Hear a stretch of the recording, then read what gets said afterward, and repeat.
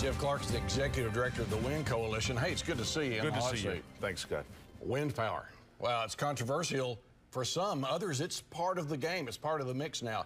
Last year in the state legislative session, there was a lot of talk about wind power with all the tax credits. What is the situation with wind power in Oklahoma?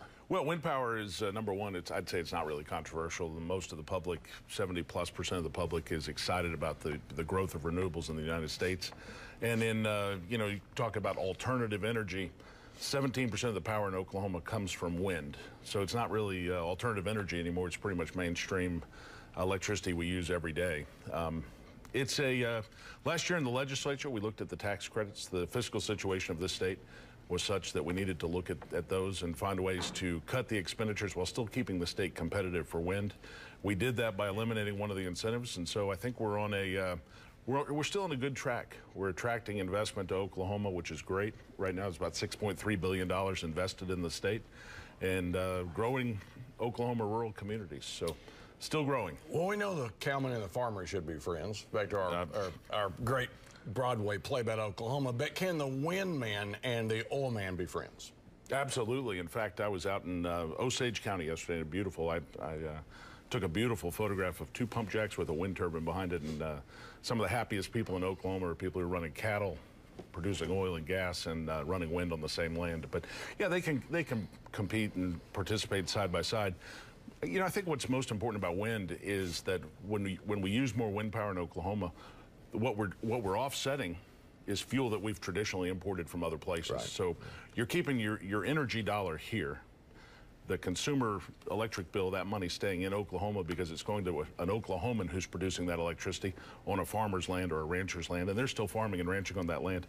And we're not sending as much money to Wyoming.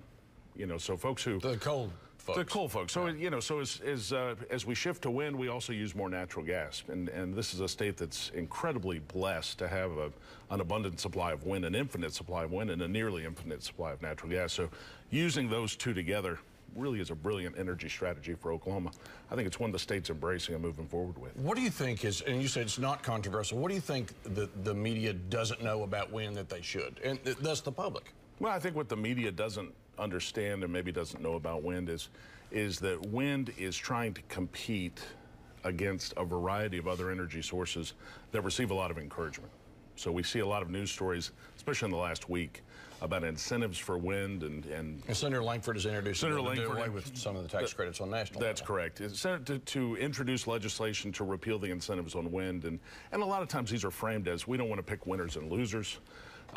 Instead, you know, we see legislation that really just picks the loser. So we're going to continue supporting everybody but wind.